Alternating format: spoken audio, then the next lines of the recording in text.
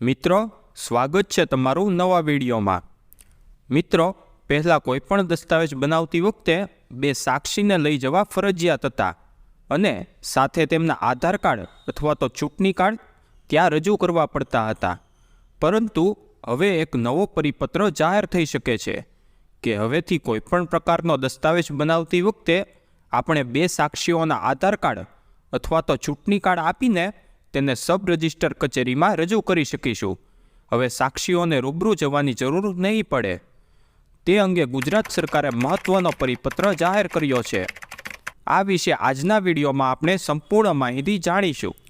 તો આ વિડીયોમાં અંત સુધી બન્યા રહેજો અને હજુ સુધી અમારી ચેનલને સબસ્ક્રાઈબ ન કરી હોય તો સબસ્ક્રાઈબના બટન ઉપર ક્લિક કરી નોટિફિકેશન બેલને જરૂરથી ઓન કરજો, જેથી આવા પરિપત્રોની માહિતી તમને તુરંત જ મળે।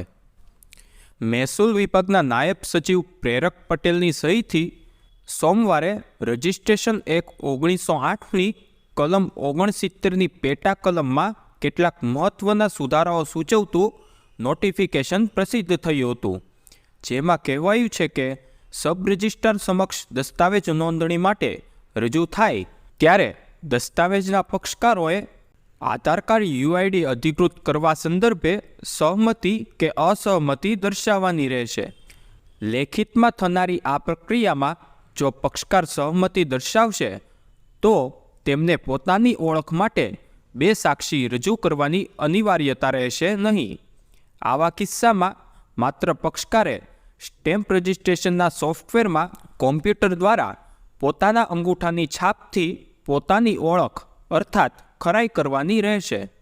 પરંતુ જો પક્ષકાર યુઆઈડી અધિકૃતતા અર્થાત અંગૂઠાની છાપ આપવા અસહમતિ દર્શાવે તો તેવા કિસ્સામાં પક્ષકારને પોતાની ઓળખને અધિકૃત કરવા માટે હાલમાં ચાલી રહેલી પદ્ધતિ મુજબ બે સાક્ષીઓ રજૂ કરવાના રહેશે।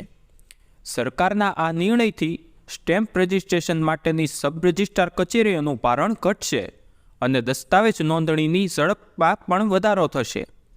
એટલે કે મિત્રો, જો કોઈ પણ પક્ષકાર હવે સાક્ષી તરીકે જવા ન માંગતું હોય તો તેને પોતાની અંગૂઠાની છાપ દસ્તાવેજની ઓનલાઈન એન્ટ્રી કરતી વખતે જ આપી દેવાની રહેશે। જો તે આમ કરશે તો તેને સબ રજિસ્ટ્રાર કચેરીમાં જવાની જરૂર નહીં પડે અને જો તે પક્ષકાર તેવું ન ઈચ્છતો હોય તો તેને હાલની પ્રક્રિયા મુજબ જ સબ રજિસ્ટ્રાર કચેરીમાં જવું પડશે।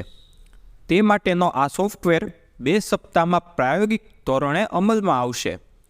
એટલે કે યુઆઈડી અને અંગૂઠાની છાપથી ઓળખના પ્રમાણિતકરણ માટે સોફ્ટવેર તૈયાર કરીને સબ રજિસ્ટ્રાર કચેરીઓ સાથે લિંકઅપ કરાશે।